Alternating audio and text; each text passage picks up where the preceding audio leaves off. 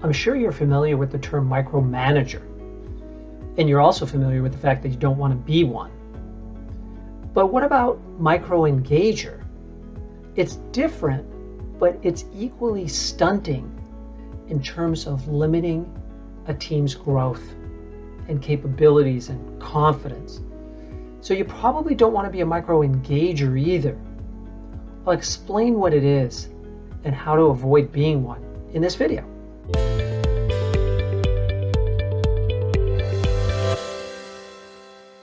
So micromanagers are on top of everybody that works for them all the time, every step of the way, watching what they do, touching base, checking in way too often for the comfort level of the people who work for this leader. So we don't want to be micromanagers for sure. But what about microengagers? What is that? And why is that similarly undermining of a team's ability to grow and succeed and feel confident? There are 4 attributes that we're going to walk through. The first is you want to be involved in the work at every level. Now this is different than micromanaging. This is micro-engaging. You're actually engaging in the work, being a part of it at every level, the lowest level on up to the highest level. Your ability to get into the weeds on a project is unparalleled. Everybody knows that you're going to be a part of it at every level, wanting some part of the process. That's one. Instead of just letting work happen multiple layers below you and entrusting that to other people, you're getting in there and even wanting some part of it, like, I'll take care of that, I'll do that, I'll do this. When you know that you should just let go, but you still enjoy the work. See, this is why it's different than micromanaging, right? Micromanaging, you're letting someone else do the work, but they feel watched all the time. A microengager actually likes doing the work and can't let it go. Attribute number 2, you want to be a part of every decision. So not only are you getting involved in the work, but you're not letting anyone make a decision that you're not a part of. Again, how is this different from micromanagement? Well, you're not second guessing people's decisions after they've made them or having to have all decisions run through you. It's that you want to be a part of it. Hey, if the team's going to make a decision, I want to be a part of it. I want to brainstorm. I want to weigh in. I want to, work with the team to make the final decision. That's micro-engagement, right? When you do this at every level, people get exhausted. It's like, why do we have to always involve the leader in every decision that we make? It's too much involvement. Again, it's probably because you really enjoy the work. You're so passionate about the project that you just want to be a part of it every step of the way. But you can see how that stifles the growth and capability of the team. So going on to attribute number 3 now, you always have an opinion. Isn't it interesting that no matter what decision is being made, you have an opinion on it? It could be a far-reaching, complex project with lots of expertise needed all along the way and all across the board. And yet you have an opinion on everything. And you're more than willing to share it. This is also the challenge, right? Because you're a micro-engager.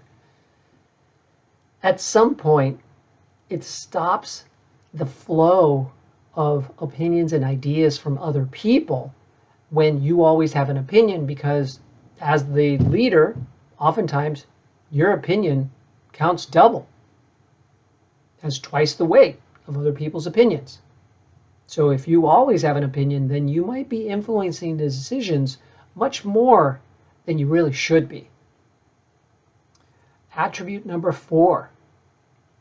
Because you're a micro-engager, you're probably overwhelmed most of the time. This is the real drawback for you, in that you've got way too much happening in your world, right? Because you're a micro-engager. You're involved in your projects very deeply at every level. wanting to be a part of all these decisions, wanting to take on even low-level tasks because you're so passionate about the work. But then you find that you're in trouble with your leader because they're finding that you're not really spending time thinking strategically, which is what they want from you at your level and what they definitely want from you if you're ever going to go to the next level. So being a micro-engager, while seemingly being fully embracing the opportunity to help a project to get to the finish line in the best way, might seem like a really great way to go about things. It's not. It really holds you back from your growth, can get you in trouble with your leader, and is holding back your team at the same time. It's actually a lose-lose to be a micro-engager, just like it's a lose-lose to be a micromanager. So you might look at yourself and the way you operate and think, where am I being a micro-engager? Where am I getting too down into the weeds? Where am I having an opinion on everything? Where am I wanting to be a part of all these decisions that are being made? And am I overwhelmed all the time? I've worked with clients over the years as their executive coach, and I've noticed that there are certain numbers of them who can't help but be micro-engagers. And they start to realize that they're actually a bottleneck to progress and productivity improvement and confidence development on their teams and their team's abilities to grow into future leaders themselves. And what you might be developing is a team of micro-engagers, because that's what you're modeling for them. People often emulate the leader because that's what they're shown as an example. So you need to be really careful about this. I hope this has given you some hard-hitting information that really makes you think and reflect on your leadership style when it comes to managing projects. And maybe consider making changes. I hope you'll like the video, comment on it, or share it with other leaders. If you're not the micro-engager on your team, but you see a peer that is, maybe it'd be good for them to see this video. And subscribe to the channel, because I'm always creating new videos for leaders to help you to be more effective and more confident that there's a better way. And these ideas are giving you a glimpse of what that might look like.